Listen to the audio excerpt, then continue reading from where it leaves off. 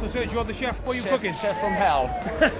Nah, pasta, basically, a lot of carbohydrate food in the daytime. Salad. To be honest, he's been eating pretty much all he wants, really. Weight has been fantastic, so can afford to eat steak sometimes and fresh fish. You know, plenty of carbohydrate, like I said, and he's been brilliant. And then there's the man with the plan, the promoter, the wheeler dealer, the boxing boss, Frank Warren.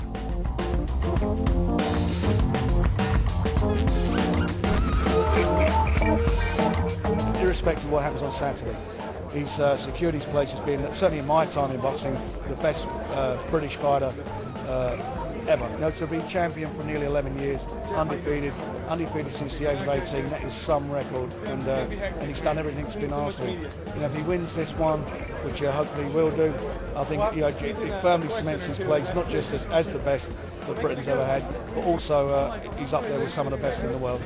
The lads were advised by Ricky Hatton not to stay on the Las Vegas Strip. Too many distractions, too many uncontrollable factors. So Team Calzaghe has set up camp in a villa, out of town, away from the glitz and the glamour. I'm staying in a gated villa where there's beautiful runs. There's a good gym, you know, about 20 minutes from the villa, out the way. So I've been left alone, left to concentrate and get on with my training. And this is really the sort of first time I've been in the casino, so that's good. You know, this is not the sort of place to be when you're preparing mentally and physically for a fight. So I'll go back to my villa for the rest of the week and chill out, get my mind on the game, and at the end of the day, I'll be down Friday or Saturday getting ready to do my thing.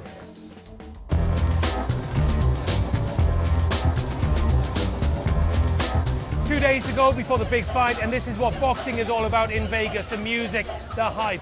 Calzaghe's opponent, Bernard Hopkins, training behind me, reigns supreme as a middleweight for 10 years. He's a very tough customer. Boxing pundit Steve Bunce went to meet him and find out how the executioner learned how to survive.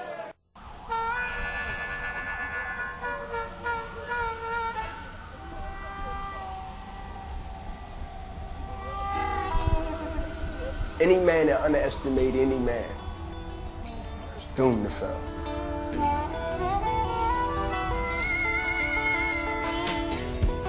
Coming out on the streets where so much room for error, so much room for mistakes, and become who I became without having titles at the time, without having means at the time, is a testimony to my character and my spirit and my drive. April 19th, we got a great fight amongst two legendary fighters, and I'm telling everybody to watch the execution of the Brit.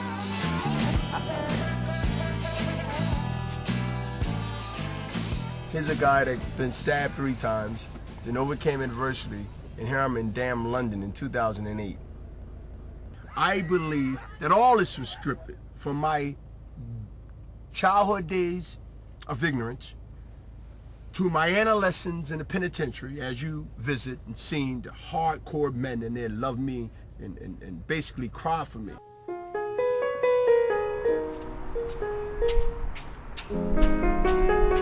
Just gonna top you right here. Okay, turn on that light for me, make sure it's glowing. Okay. The unknown is always around the corner. In prison, any second, any minute, your life is in jeopardy. Because you're in this environment that you cannot leave or escape. And if you just happen to have 10 years, you got 10 years. Look, we don't get you Monday, we get you Tuesday.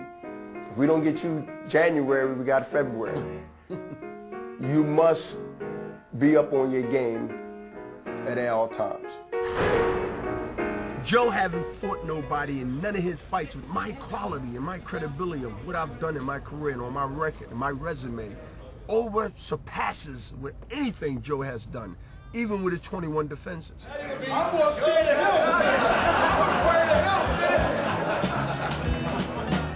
him. It's no big secret. Joe is fighting Bernard Hopkins because everybody else either got beat or got beaten by me.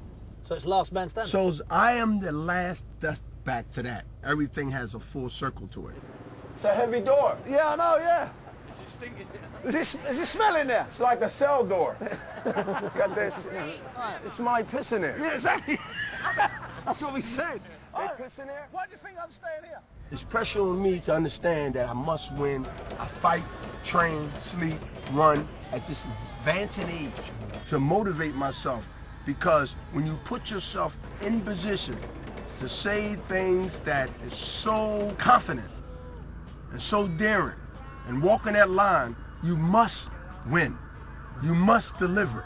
I beat you already. It was all good natured, it was all good fun. Then you'd suddenly turn away. I would never let a white boy beat me. But then you turn back and you make that commentary. I would never let a white boy beat me. I would never let a white boy beat me. Is that the same kind of psychology? I'd never let a white boy beat me. It's just a thing that you're going to be hounded by. If Peter beats me from the suburbs, yeah. Peter Humperdinck,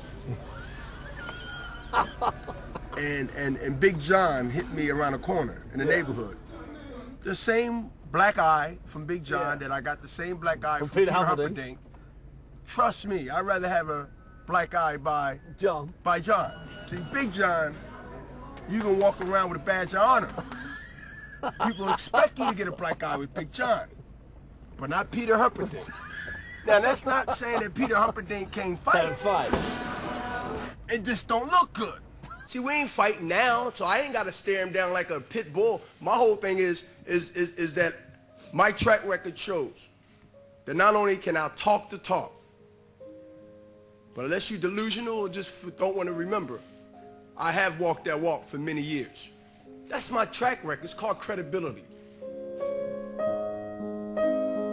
Talk with confidence, train with confidence, speak with confidence. But when the doors shut, lights go off, I always kept it in my mind and kept it in my heart that no matter what you think about a person, you must train like you're the underdog.